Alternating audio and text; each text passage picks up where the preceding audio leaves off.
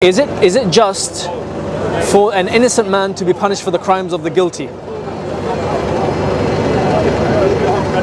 No. No. I mean, Don't backtrack. Your heart spoke the truth the first time. It's not just for an innocent man to be punished for the crimes of the guilty. Jesus Christ was a pure human being, sinless. no. Why did he suffer the punishment for for these sinners, us? So that. Where's the? No, I'm not asking. I'm not asking about the reason. I'm asking: is it just? Is it just? Is it? What do you mean? Is it just? Is it just like I asked you at the beginning?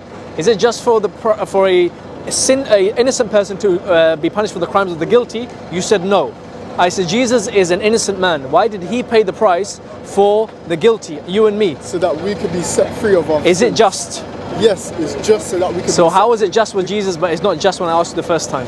What did you ask me the first time?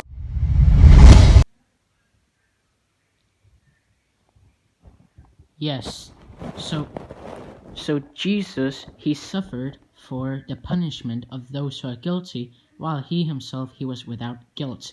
Now, one thing he gets wrong, the thing he gets wrong is like Jesus, he was forced to do it. No, Jesus and the Father, they were in agreement about what Jesus, he had to do on the cross, that he had to die for sinners, for the sake of sinners, like you and me. But so Jesus, he did it out of his own will.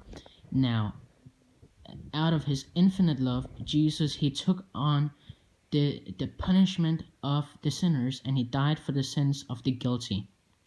So yeah, I absolutely agree that it is unjust for someone to bear the sins of another one. Someone who is without guilt, he can't bear the guilt of another person. I absolutely agree.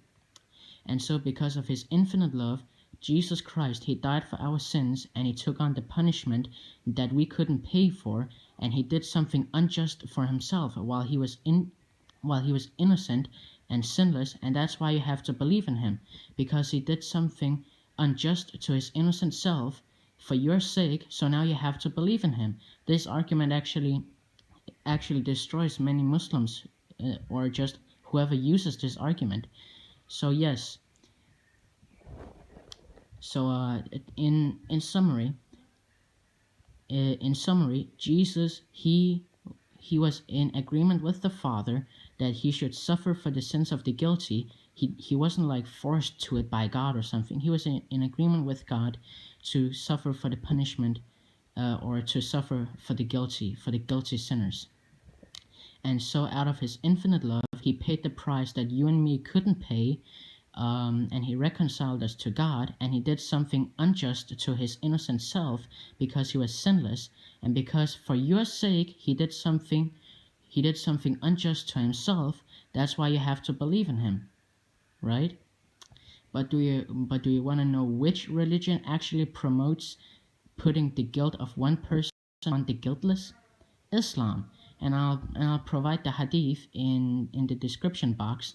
But basically, there is a hadith of Muhammad where he said that on the Day of Judgment, a Muslim, he will have so many sins as heavy as a mountain, but Allah, God, will remit him that. He will remit those sins and put them upon a Christian or a Jew. So Allah will put the sins of a Muslim upon a Jew or a Christian, so that Muslim can escape the hellfire and get into paradise. Now, is that unjust or not? Is that unjust? Or is it just?